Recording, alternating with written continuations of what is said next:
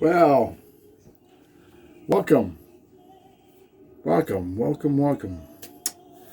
My name is Philip Holmes, and here we are again in Winnipeg, Manitoba, Canada. I had a doctor's appointment today, and between my doctor's appointment today and waiting for the bus, somewhere in between there, I went and got a chill. And I can't seem to frickin' get warm. And everybody knows out there what it is to get a chill and how important it is to get warm right away. And nobody likes to get a chill. Now, wanted to come on here. I don't want to keep it long. Today is the Thursday, December 12th. Everybody gets paid tomorrow. Well, everybody who has children. It's child tax. Child tax that time of the month. And old age pension checks are a week later on the 20th. 20th. So I was wondering if nobody sent me a picture of the Christmas tree. And that's okay. I mean, you don't have to. You're not obliged to. Nothing set in stone. It was just a request. Nothing more. No skin off my back or my nose.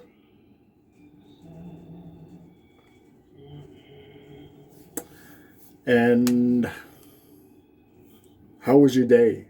What's going on throughout your day? My day, precisely, relied on taking a bus, taking a cab, and getting home by bus.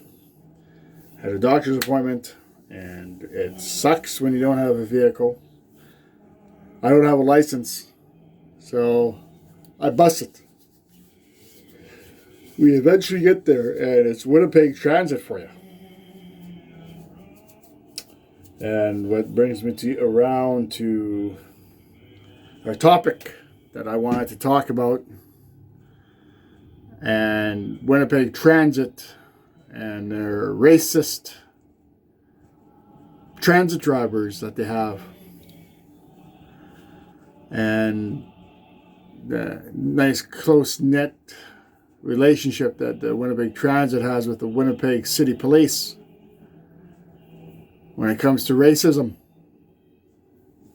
And people say to me, you're going a little bit overboard, Philip. And I'm like, am I?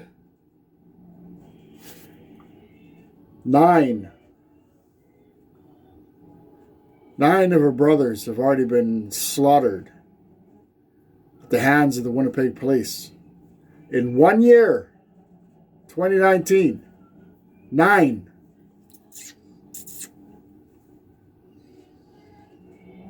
Is there nothing wrong with that? Is there something wrong with that situation? 9 have been slain at the hands of the Winnipeg police.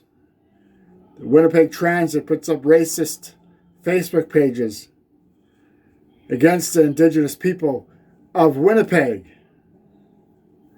Yet, none of the racists out there seem to get it. That there's no room for racism anymore in this day and age.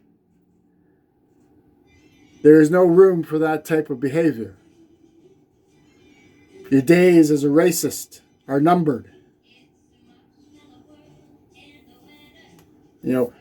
Philip, how could you say that kind of thing when you got Christmas music going on in the background, when it's this kind of festive year for everybody to get along? Well, you can't get along with racism. I've lived it for 40 goddamn years. My children have gone through it. There's a certain fine line between I'm pissed off and I'm fucking pissed off. To where it's like,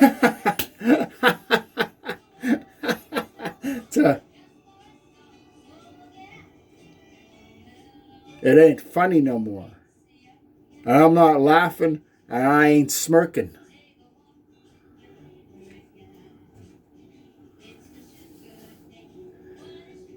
And the racism has been here, like I've said time and time again, since the dawn of the residential schools in Canada.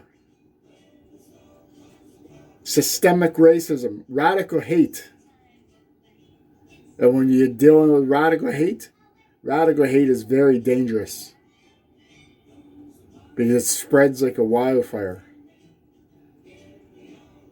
While we got to fight it and battle it with reconciliation and love.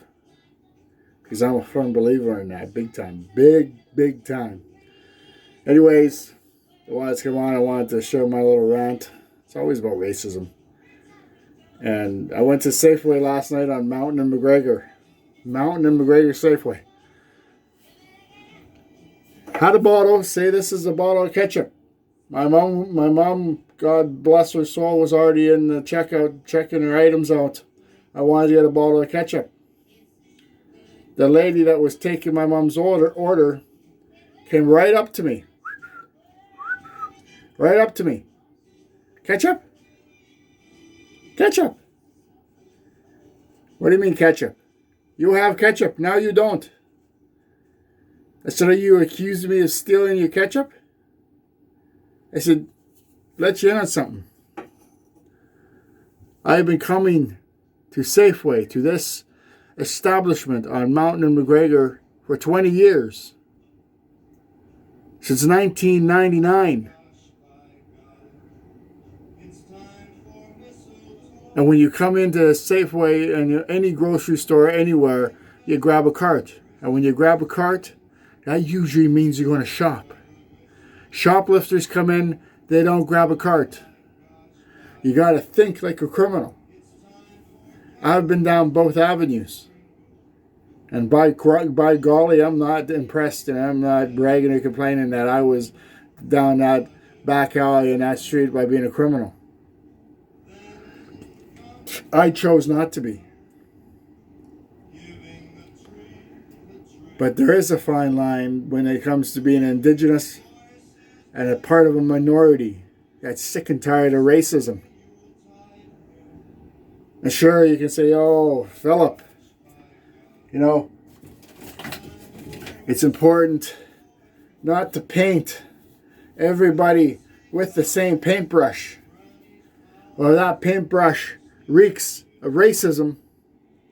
By Christ, I'm going to use that goddamn paintbrush. And I'm going to say it's racism. I'm not going to call it a jar of peanut butter. I'm not going to call it a bucket of honey. Or a box of Skittles. To say, hey, turn the other cheek. Look the other way. That's what we've been doing for the past 250 years, is looking the other way.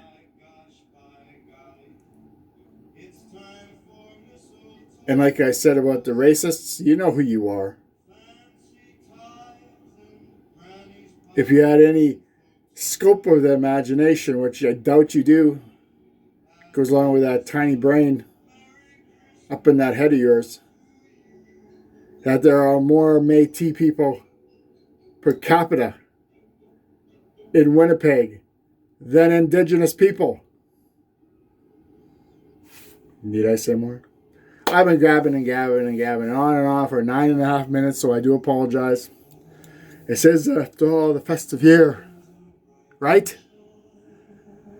So Merry Christmas and have a Happy New Year again. My name is Philip Holmes, and I am from Winnipeg, Manitoba, Canada. So join me again. Come and join me again. Come and join me again. Come and join me again as we discover the meaning of Christmas and why we put a star on top of the Christmas tree and presents under the tree, and why Santa doesn't eat his cookies when I put them out. I've always put cookies and milk out for Santa, and he never eats them. Join me again, and we're trying to figure that out together.